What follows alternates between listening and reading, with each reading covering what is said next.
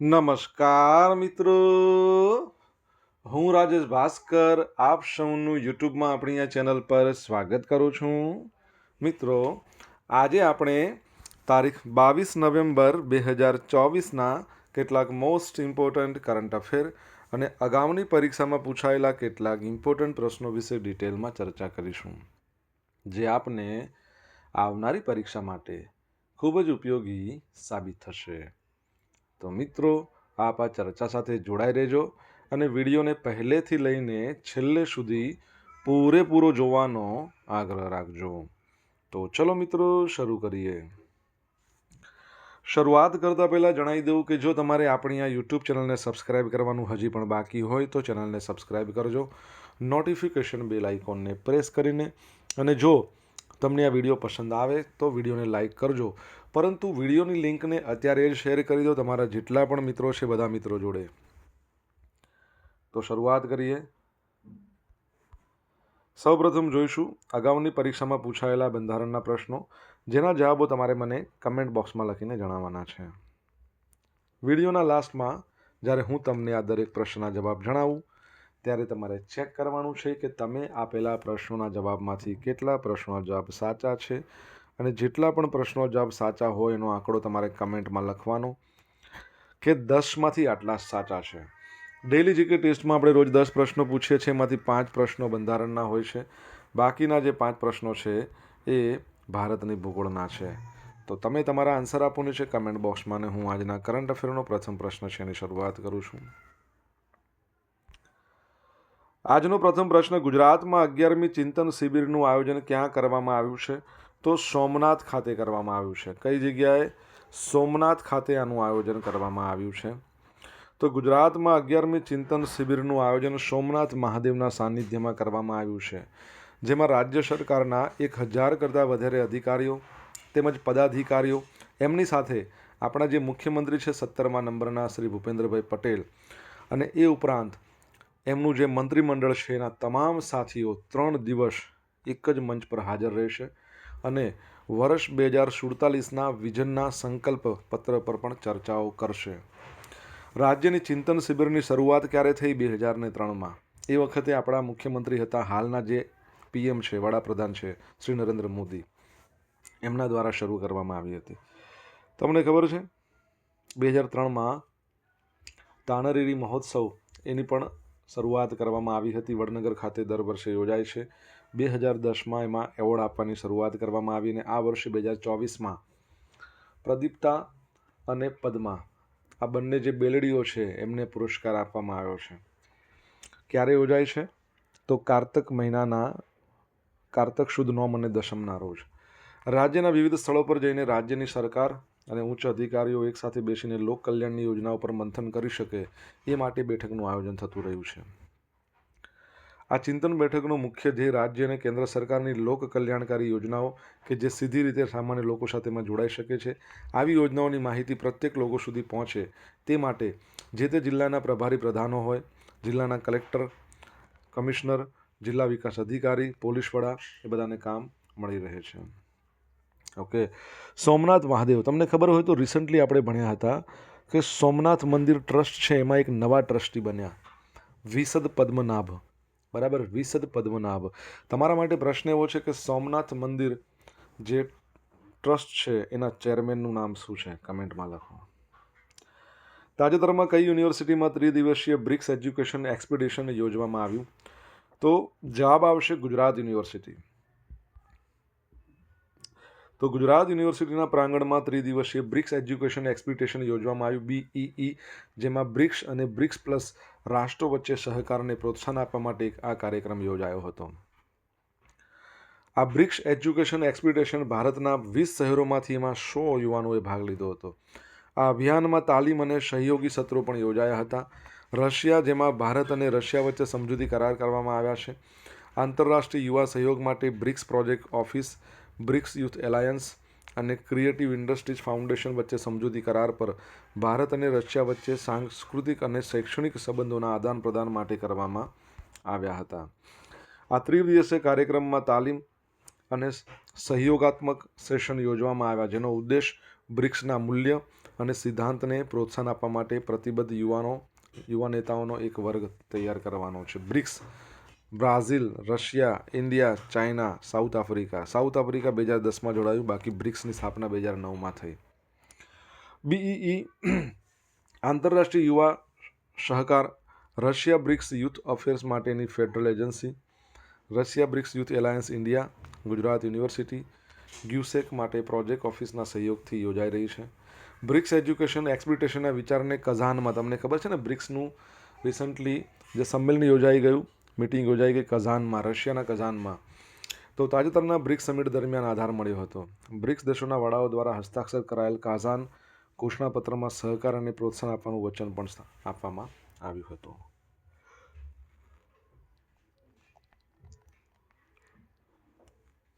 ગુજરાત યુનિવર્સિટીની આપણે વાત કરીએ. 1949માં એની સ્થાપના. વાઇસ ચાન્સલર હાલમાં કોણ છે? તમને ખબર હોય તો કમેન્ટ બોક્સમાં લખીને જણાવો. 17નો જાદુ, 4નો જાદુ, નીતિ આયોગ, RBI, આ બધા શોર્ટ્સ છે. જોવાના બાકી હોય તો જોઈ લો. તમને પસંદ આવે તો લાઈક કરો, તમારા મિત્રો જોડે વિડીયોની લિંકને શેર કરો. ચેનલ સબસ્ક્રાઈબ કરવાનું બાકી હોય તો સબસ્ક્રાઈબ કરો, નોટિફિકેશન બેલ આઇકોનને પ્રેસ કરીને. રાષ્ટ્રીય યુવા મહોત્સવ 2025 આવતા વર્ષે 11 અને 12 જાન્યુઆરી યોજાવાનો છે. આ મહોત્સવને વિકસિત ભારત યુવા નેતા સંવાદ આવું નામ આપવામાં આવ્યું છે.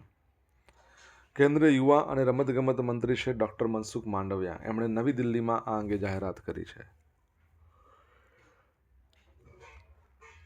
આ મંચ દેશની યુવા શક્તિને પ્રધાનમંત્રી નરેન્દ્ર મોદી સાથે વાતચીત અને તેમની સમક્ષ પોતાનો દ્રષ્ટિકોણ રજૂ કરવાની તક આપશે. આ સંવાદનો ઉદ્દેશ દેશભરના યુવાનોની પ્રતિભાને ઓળખી તેનો વિકાસ કરવાનો છે.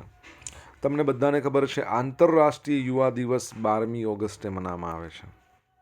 આંતરરાષ્ટ્રીય 12 ઓગસ્ટના રોજ વિશ્વ હાથી દિવસ પણ ઉજવવામાં આવે છે. તમારા માટે પ્રશ્ન, રાષ્ટ્રીય યુવા દિવસ આપણે ક્યારે મનાવીએ છીએ? સ્વામી વિવેકાનંદ એમનો જન્મદિવસ છે. ખબર હોય તો કમેન્ટ બોક્સમાં લખીને જણાવજો. મિત્રો, વિડીયો પસંદ આવ્યો હોય, ભણવાની મજા આવી હોય તો વિડીયોને એક લાઇક કરો, તમારા મિત્રો જોડે વિડીયોની લિંકને શેર કરો. આપણી બંને યુટ્યુબ ચેનલ રાજેશ ભાસ્કર 2 એને સબસ્ક્રાઈબ કરવાની બાકી હોય તો સબસ્ક્રાઈબ કરો, નોટિફિકેશન બેલ આઇકોનને પ્રેસ કરીને. જો તમારે ડેલી કરંટ અફેરની PDF જોઈતી હોય તો આપણી ટેલિગ્રામ ચેનલને જોઈન કરો, જેની લિંક વિડીયોની ડિસ્ક્રિપ્શનમાં આપેલી છે. અહીંયા તમને PDF તો મળવાની જ છે, સાથે સાથે પોલ્સ પણ રમવા મળશે. મહિલા એશિયન ચેમ્પિયન્સ ટ્રોફીની ફાઇનલમાં ભારતની મહિલા હોકી ટીમે કોને 1-0થી હરાવીને, અહીંયા હરાવીને રહી ગયું છે, 1-0થી હરાવીને ભવ્ય વિજય મેળવ્યો? તો જવાબ આવશે ચાઇનાને, ચીનને હરાવ્યું છે. ઓકે. તો તાજેતરમાં બિહારના રાજગીરમાં યોજાયેલ મહિલા એશિયન ચેમ્પિયન્સ ટ્રોફીની ફાઇનલમાં ભારતની મહિલા હોકી ટીમે ચીનને 1-0થી હરાવીને ભવ્ય વિજય મેળવ્યો છે. ભારતની ખેલાડી છે જેનું નામ છે દીપિકા. એમણે ત્રીજા ક્વાર્ટરની શરૂઆતની મિનિટોમાં ગોલ કર્યો અને ભારતને મહિલા એશિયન ચેમ્પિયન ટ્રોફીની હોકીની ફાઇનલમાં ચીન સામે 1-0ની જીત અપાવી. અગાઉ ભારતે સેમિફાઇનલમાં જાપાનને 2-0થી હરાવ્યું હતું અને ફાઇનલમાં પહોંચ્યા હતા. જાપાન સામેની રોમાંચક સેમિફાઇનલ મેચમાં નવનીત કૌર અને લાલ રેમશયામી એણે છેલ્લા ક્વાર્ટરમાં 1-1 ગોલ કરીને ભારતને ભવ્ય વિજય અપાવ્યો હતો. ભારત ટુર્નામેન્ટમાં અત્યાર સુધી અજેય રહ્યું છે.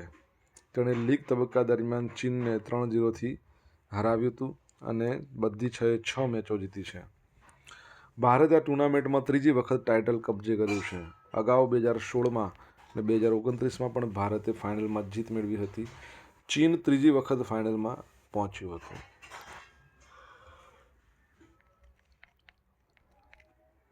હોકીની વાત આવે તો તમને ખબર છે હોકીના જાદુગર કોને કહેવાય છે, જેમનો જન્મદિવસ ભારતની અંદર રાષ્ટ્રીય ખેલ દિવસ આપણે કહીએ છીએ 29મી ઓગસ્ટના રોજ આવે છે અને જેમના નામ પર ભારતમાં રમતગમતમાં શ્રેષ્ઠ પુરસ્કાર આપવામાં આવે છે, સૌથી શ્રેષ્ઠમાં શ્રેષ્ઠ. કોણ છે હોકીના જાદુગર? તમને ખબર હોય તો તમે જણાવી શકો છો. ને ઇન્ડિયા હોકીએ રિસન્ટલી 100 વર્ષ પૂરા કર્યા. બરાબર છે, ઇન્ડિયા હોકીએ 100 વર્ષ પૂરા કર્યા છે અને ઇન્ટરનેશનલ હોકી ફેડરેશન છે, બરાબર છે, એના અધ્યક્ષ ફરીથી ચૂંટાયા તૈયબ ઇકરામ, એ પણ યાદ રાખજો. તાજેતરમાં કયા રાજ્યની સરકારે કરીમગંજનું નામ બદલીને શ્રીભૂમિ કર્યું છે? તો જવાબ આવશે આસામ. શું આવશે? આસામ. તો આસામ સરકારે એક મહત્વપૂર્ણ નિર્ણય લઈને રાજ્યના પ્રસિદ્ધ કરીમગંજ જિલ્લાનું નામ બદલીને શ્રીભૂમિ કરવાની જાહેરાત કરી છે. આસામના હાલના સીએમ છે હેમંતા બિસ્વા શર્મા. એમણે રાજ્યના કરીમગંજ જિલ્લાનું નામ બદલવાની જાહેરાત કરતાં કહ્યું કે આ નિર્ણય આસામ કેબિનેટની મિટિંગમાં લેવામાં આવ્યો હતો. આસામનો કરીમગંજ જિલ્લો બાંગ્લાદેશની સરહદ સાથે જોડાયેલો છે. 100 વર્ષ પહેલાં કવિગુરુ રવિન્દ્રનાથ ટાગોરે આધુનિક કરીમગંજ જિલ્લાને શ્રીભૂમિ દેવી લક્ષ્મીની ભૂમિ તરીકે વર્ણવી હતી. આસામની વાત કરીએ, કેપિટલ એનું દિસપુર છે. સીએમ હેમંતા બિસ્વા શર્મા છે. ગવર્નરનું નામ તમારે કહેવાનું છે. હાઈકોર્ટ એની ગુવાહાટીમાં છે. ગુવાહાટી એનું સૌથી મોટું શહેર છે. ગુવાહાટીની અંદર આસામની, અરુણાચલ પ્રદેશની, નાગાલેન્ડની અને મિઝોરમ બધાની હાઈકોર્ટ અહીંયા જ છે. આસામમાં તમને ખબર હોય તો ભારતની 43મી છેલ્લી હેરિટેજ સાઇટ ડિક્લેર કરવામાં આવી હતી યુનેસ્કો દ્વારા. મોઈદમ. શું છે મોઈદમ? અહોમ વંશના જે રાજાઓની દફન પ્રક્રિયા, તો એ પણ યાદ રાખજો. બરાબર છે. આગળ વધીએ.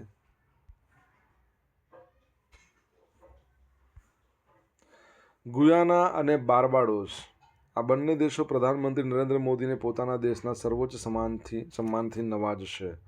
તો તાજેતરમાં ગુયાના અને બાર્બાડોસના બાર્બાડોસે પ્રધાનમંત્રી નરેન્દ્ર મોદીને તેમના દેશના સર્વોચ્ચ સન્માન એનાયત કરવાની જાહેરાત કરી છે. ગુયાના સરકારે પ્રધાનમંત્રીને સર્વોચ્ચ રાષ્ટ્રીય પુરસ્કાર ધ ઓર્ડર ઓફ એક્સલન્સ એનાયત કરશે. બાર્બાડોસ છે એ શ્રી મોદીને પ્રતિષ્ઠિત honorary order of freedom of બાર્બાડોસથી સન્માનિત કરશે. થોડા દિવસ પહેલાં આપણે ભણ્યા હતા ને, ડોમિનિકાએ નરેન્દ્ર મોદીને તેના સૌથી પ્રતિષ્ઠિત રાષ્ટ્રીય એવોર્ડ ડોમિનિકા એવોર્ડ ઓફ ઓનરથી સન્માનિત કરવાની જાહેરાત કરી હતી. એના સિવાય પણ એક દેશ છે આફ્રિકા ખંડનો, જેણે તેનું 2nd નંબરનું સર્વોચ્ચ સન્માન તેનાથી આપણા પ્રાઇમ મિનિસ્ટરને સન્માનિત કરવાની ઘોષણા કરી. નામ તમને ખબર હોય તો તમે જણાવી શકો છો. અત્યાર સુધી વડાપ્રધાન નરેન્દ્ર મોદીને વિશ્વના 19 દેશોમાંથી રાષ્ટ્રીય સન્માન પ્રાપ્ત થયા છે. સોશિયલ મીડિયાના માધ્યમથી મારી જોડે તમે કનેક્ટ રહી શકો છો. મારું ઇન્સ્ટા આઈડી છે rajesh.i.bhaskar. મારું ફેસબુક આઈડી છે RI ભાસ્કર. અને આપણી ટેલિગ્રામ ચેનલ છે રાજેશ ભાસ્કર. ત્યાં તમને ડેલી કરંટ અફેરની PDF મળશે અને પોલ્સ રમવા મળશે. જો ભણવાની મજા આવી હોય તો વિડીયોને મિત્રો એક લાઇક કરી દો. તમારા મિત્રો જોડે વિડીયોની લિંકને શેર કરો. ચેનલ સબસ્ક્રાઈબ કરવાનું બાકી હોય તો સબસ્ક્રાઈબ કરો, નોટિફિકેશન બેલ આઇકોનને પ્રેસ કરીને. તાજેતરમાં કયા દેશે ભારતને $10 બિલિયનની કિંમતના 1400થી વધુ લૂંટેલી કલાકૃતિઓ પરત કરી છે? કયા દેશે? તો USA એટલે કે યુનાઇટેડ સ્ટેટ્સ ઓફ અમેરિકાએ પરત કરી છે. તો તાજેતરમાં અમેરિકાએ ભારતને $10 મિલિયન કિંમતની 1400થી વધુ લૂંટેલી કલાકૃતિઓ પરત કરી છે. ન્યૂયોર્કમાં ભારતીય વાણિજ્ય દૂતાવાસમાં એક કાર્યક્રમમાં લૂંટાયેલી કલાકૃતિઓ ઔપચારિક રીતે ભારતને પરત કરવામાં આવી. US અધિકારીઓએ માહિતી આપી કે દક્ષિણ પૂર્વ એશિયાના દેશોમાંથી ચોરાયેલી કલાકૃતિઓને પરત લાવવાની ચાલુ પહેલના ભાગરૂપે આ વસ્તુઓ ભારતને પરત કરવામાં આવી છે. ભારતને જે કલાકૃતિઓ મળી છે તેમાંથી એ વસ્તુ પણ સામેલ છે જે તાજેતર સુધી ન્યૂયોર્ક મેટ્રોપોલિટન મ્યુઝિયમ ઓફ આર્ટ્સમાં પ્રદર્શિત હતી. બરાબર. પરત કરવામાં આવેલી વસ્તુમાં એક દિવ્ય નર્તકીની રેતીના પથ્થરની મૂર્તિનો સમાવેશ થાય છે, જે મધ્ય ભારતમાંથી લંડનમાં દાણચોરી કરીને લાવવામાં આવી હતી. આ પછી તેનું વેચાણ કરવામાં આવ્યું હતું. ભારતથી અમેરિકામાં પ્રાચીન વસ્તુઓની ગેરકાયદેસર દાણચોરી રોકવા અને નિયંત્રિત કરવા માટે અગાઉ જુલાઈમાં સાંસ્કૃતિક સંપત્તિ કરાર પર હસ્તાક્ષર કર્યા હતા. અને ભારતીય સંસ્કૃતિ મંત્રાલય જે છે એના સચિવ છે ગોવિંદ મોહન. બરાબર છે. ગજેન્દ્રસિંહ શેખાવત સંસ્કૃતિ મંત્રી છે, યાદ રાખજો.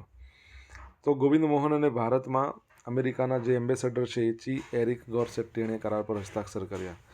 આ કોઈપણ દેશ દ્વારા ભારતને પરત કરવામાં આવેલી સાંસ્કૃતિક કલાકૃતિઓની સંખ્યામાં સૌથી વધારે છે. 1400 એટલે બહુ કહેવાય. અમેરિકા રિટર્ન કરશે, તમને ખબર હોય તો અમેરિકા છે એનું કેપિટલ વોશિંગ્ટન ડીસી છે. પ્રેસિડેન્ટ એના 47માં નવા બનવાના છે. 20 જાન્યુઆરી 2025ના રોજ તેઓ શપથ લેવાના છે. નામ શું છે? બરાબર.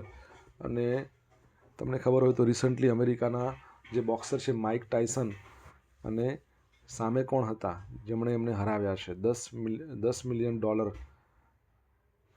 મિલિયન રકમ એમને મળી છે માઇક ટાયસનને. બરાબર. ઓકે, યાદ રાખજો. DRDOએ ભારતની પ્રથમ લાંબા અંતરની હાઇપરસોનિક મિસાઇલનું સફળ પરીક્ષણ કર્યું. તો ઓડિશામાં આવેલો છે, ઓડિશાના દરિયા કિનારે ડૉક્ટર APJ અબ્દુલ કલામ દ્વીપ, ત્યાંથી આ સફળ ઉડાન પરીક્ષણ હાથ ધરવામાં આવ્યું હતું. આ હાઇપરસોનિક મિસાઇલને સશસ્ત્ર દળો માટે 1500 કિલોમીટરથી વધુની રેન્જવાળા વિવિધ પેલોડ વહન કરવા માટે ડિઝાઇન કરવામાં આવ્યું છે. મિસાઇલને વિવિધ રેન્જ સિસ્ટમ દ્વારા ટ્રેક કરવામાં આવી હતી, જે અલગ અલગ બહુવિધ ડોમેન્સમાં તૈનાત હતી. ડાઉન રેન્જ શિપ સ્ટેશનો એના પરથી મળેલી ફ્લાઇટ ડેટાએ સફળ ટર્મિનલ દાવપેચ અને ઉચ્ચ સ્તરીય ચોકસાઈ સાથે અસરની પુષ્ટિ કરી હતી. આ મિસાઇલને હૈદરાબાદ સ્થિત doctor APJ Abdul Kalam missile સંકુલની પ્રયોગશાળાઓની સાથે સાથે DRDOની વિવિધ પ્રયોગશાળાઓ અને ઉદ્યોગ ભાગીદારો દ્વારા સ્વદેશી રીતે વિકસાવવામાં આવી હતી.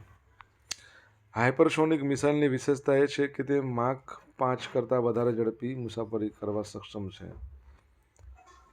એટલે અવાજની હવામાં ઝડપ કેટલી છે એને કહેવાય 1 માક.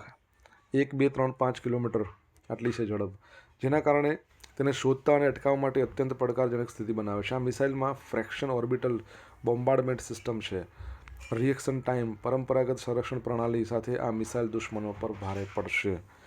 DRDO 1 જાન્યુઆરી 1958માં સ્થાપના, હેડક્વાર્ટર નવી દિલ્હીમાં. અધ્યક્ષ ડૉક્ટર સમીર રેડ્ડી. ભારત જોડ એમનું નામ શું છે? ના, સમીર રેડ્ડી નથી. DRDOના અધ્યક્ષનું નામ સમીર V. કામત છે. યસ. અને બલશ્યમૂલમ વિજ્ઞાનમ એનો મુદ્રાલેખ છે. તમારા માટે એક પ્રશ્ન આપણે ભણ્યા હતા ને થોડા દિવસ પહેલાં કે પિનાકા ગાઇડેડ મિસાઇલનું પણ DRDOએ પરીક્ષણ કર્યું. આના સાથે સાથે એક બીજી મિસાઇલ હતી LRLACM, આનું પણ સફળ પરીક્ષણ કર્યું. આનું ફૂલ ફોર્મ તમને આવડતું હોય તો તમે જણાવો. હવે જોઈશું કે અગાઉની પરીક્ષામાં પૂછાયેલા બંધારણના પ્રશ્નો. પહેલો પ્રશ્ન, કોઈપણ ગૃહનો સભ્ય હોવા છતાં મંત્રીમંડળમાં સમાવેશ થયેલો હોય, સભ્ય ન હોવા છતાં તો તેને કેટલા સમયમાં ચૂંટણી લડીને ચૂંટાવવું પડે? જો સભ્ય ના હોય તો પછી 6 મહિનામાં ચૂંટાઈ જવું પડે. ભારતમાં પ્રત્યેક વ્યક્તિને મતાધિકાર ક્યારે મળે? 18 વર્ષ થાય એટલે મળે. ગુજરાત બંધારણમાં સુધારા કરવાની જોગવાઈ કયા અનુચ્છેદમાં છે? 368. કોઈપણ રાજ્યના રાજ્યપાલ બનવા માટે લઘુત્તમ ઉંમર મર્યાદા કેટલી છે? 35 વર્ષ. રાજ્યના એડવોકેટ જનરલની નિમણૂક કોણ કરે? તો રાજ્યપાલ કરે. હવે મિત્રો જોઈશું અગાઉની પરીક્ષામાં પૂછાયેલા ભારતની ભૂગોળના પ્રશ્નો. પહેલો પ્રશ્ન, ભારત દ્વારા પ્રથમ અણુ પરીક્ષણ કરવામાં આવેલું હતું ત્યારે વડાપ્રધાન કોણ હતા? તો શ્રીમતી ઇન્દિરા ગાંધી. ઓપરેશન એનું નામ શું આપવામાં આવ્યું હતું? સ્માઇલિંગ બુદ્ધા નામ આપ્યું હતું. સ્માઇલિંગ બુદ્ધા. સેકન્ડ ટાઈમ થયું એનું નામ હતું ઓપરેશન શક્તિ. એ વખતે અટલ બિહારી વાજપેયી હતા PM. રક્ષાના સંદર્ભમાં ખંડેરી શું છે? તો સ્વદેશી સબમરીન છે. ભારત જેનું સભ્યપદ મેળવવા પ્રયત્ન કર્યો છે તે ન્યુક્લિયર સપ્લાયર્સ ગ્રુપ કયા વર્ષમાં સ્થપાયું હતું? 1974માં. ઇસરો દ્વારા સેટેલાઇટ કઈ જગ્યાએ બનાવવામાં આવે છે? બેંગલુરુ. અપ્સરા રિએક્ટર કયા દેશના સહયોગ દ્વારા વિકસાવવામાં આવ્યું છે? UKના. હવે મિત્રો જોશું ગઈકાલે પૂછેલા પ્રશ્નો. જ્યાં પહેલો પ્રશ્ન, તાજેતરમાં કયા સ્થળે 19-20 નવેમ્બરના રોજ ફિલા વિસ્ટા 2024નું આયોજન કરવામાં આવ્યું છે? તો જવાબ આવશે ગાંધીનગર. સેકન્ડ પ્રશ્ન છે, તાજેતરમાં કોને નાઇજીરિયાના the grand commander of the order of Niger એવોર્ડથી સન્માનિત કરવામાં આવ્યા? તો વડાપ્રધાન નરેન્દ્ર મોદીને. એક જવાબ તો તમારો આવી ગયો. The grand commander of the order of Niger. બરાબર, નાઇજીરિયા. હવે મિત્રો આજે પૂછેલા પ્રશ્નો જવાબ જોઈ લઈએ. પહેલો પ્રશ્ન શું હતો? પહેલો હતો સોમનાથ મંદિર ટ્રસ્ટના ચેરમેનનું નામ શું છે? તો આપણા વડાપ્રધાન છે શ્રી નરેન્દ્ર મોદી. બીજો પ્રશ્ન, ગુજરાત યુનિવર્સિટીના વાઇસ ચાન્સલર હાલમાં કોણ છે? તો નિર્જા ગુપ્તા, જે પ્રથમ મહિલા વાઇસ ચાન્સલર ગુજરાત યુનિવર્સિટીના. બાકી ગુજરાતમાં પ્રથમ મહિલા વાઇસ ચાન્સલર હંસા મહેતા હતા MS યુનિવર્સિટીમાં. રાષ્ટ્રીય યુવા દિવસ 12મી જાન્યુઆરી. સ્વામી વિવેકાનંદનો જન્મદિવસ. ચોથો પ્રશ્ન, હોકીના જાદુગર કોને કહેવાય છે? મેજર ધ્યાનચંદને. બરાબર છે. 5મા નંબરનો પ્રશ્ન, આસામના ગવર્નર લક્ષ્મણ પ્રસાદ આચાર્ય. શું આવશે? લક્ષ્મણ પ્રસાદ આચાર્ય. 7મા નંબરનો પ્રશ્ન કે નરેન્દ્ર મોદી સાહેબને 2nd નંબરનો સર્વોચ્ચ પુરસ્કાર આપ્યો નાઇજીરિયાએ. 5મો, 6ઠ્ઠો, હવે 7મો આવશે. 7મા નંબરનો પ્રશ્ન, અમેરિકાના પ્રેસિડન્ટ 47મા નંબરના ડોનાલ્ડ ટ્રમ્પ. અને 8મા નંબરનો પ્રશ્ન, DRDOએ long range land attack cruise મિસાઇલનું સફળ પરીક્ષણ કર્યું. હવે મિત્રો જોઈશું ગઈકાલના કરંટ અફેરમાંથી પૂછેલા કેટલાક ઇમ્પોર્ટન્ટ પ્રશ્નો, જેના જવાબો તમારે કમેન્ટ બોક્સમાં લખીને જણાવવાના છે. પહેલો પ્રશ્ન, ગુજરાતના કયા શહેરમાં 19 નવેમ્બરે સંયુક્ત વિમોચન 2024 એક્સરસાઇઝનું આયોજન કરવામાં આવ્યું? સેકન્ડ પ્રશ્ન, રાષ્ટ્રપતિ શ્રીમતી દ્રૌપદીએ કોને નવા નિયંત્રક અને મહાલેખા બરાબર છે કેગ તરીકે નિયુક્ત કર્યા છે? જવાબ આવડે તો કમેન્ટ બોક્સમાં લખજો. તો મિત્રો આ હતા આજના દિવસના મોસ્ટ ઇમ્પોર્ટન્ટ કરંટ અફેર. સાથે આપણે જોયું અગાઉની પરીક્ષામાં પૂછાયેલા ઇમ્પોર્ટન્ટ પ્રશ્નો, એના જવાબોની સાથે. આશા રાખું બધાને ભણવાની મજા આવી હશે. મજા આવી હોય તો વિડીયોને લાઇક કરજો, તમારા મિત્રો જોડે વિડીયો લિંકને શેર કરજો. આપણી બંને યુટ્યુબ ચેનલ રાજેશ ભાસ્કર 2 એને સબસ્ક્રાઈબ કરજો. બાકી હોય તો નોટિફિકેશન બેલ આઇકોનને પ્રેસ કરીને. તો મિત્રો thank you so much for watching this video. Have a nice day. જય હિન્દ, જય ભારત.